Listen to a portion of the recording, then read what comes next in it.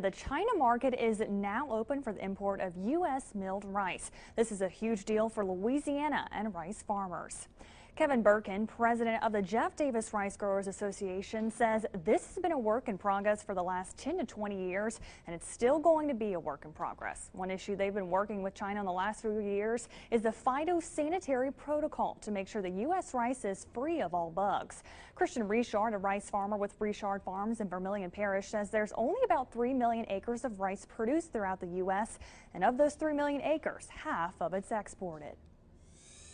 First of all, China consumes the whole U.S. rice production every 2 weeks. So it's a huge market. So us trying to break into that market for a decade or more is something that we're desperately trying to do. Anytime that we can get any kind of shot in the arm or any kind of boost to export anything, no matter what country it is, China being a large consumer of rice, definitely great news for the industry. Birkin says this is a huge step forward, and rice farmers say there's still many questions out there, including when the first sales will be made. It was a topsy-turvy year for Louisiana agriculture in 2018. Some commodities saw yield increases and some saw declines. Prices trended up for some crops but were lower for others. The hardest hit, soybeans. Bad weather at harvest caused many acres to rot in the field, and a tariff spat between the United States and China led to a decline in prices and took away the #1 export market.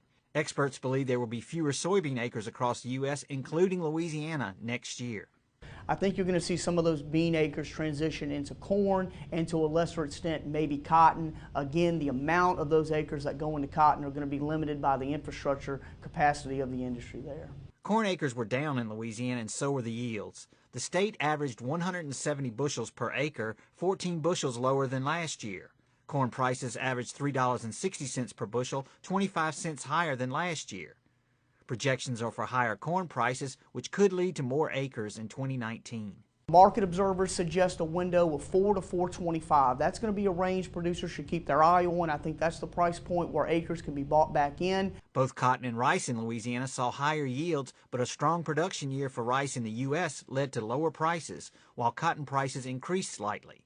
The Louisiana sugarcane crop looks to be in good shape.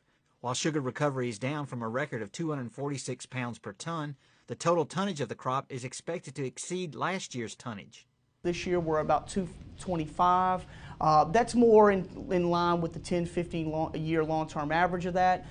NASS forecasts the sugarcane yield per acre to be up almost 2 tons an acre. So if that comes to fruition, if that holds, we could see a really good sugar crop this year. There could be a glimmer of hope to the ongoing trade feud between the U.S. and China, which will greatly influence the soybean market.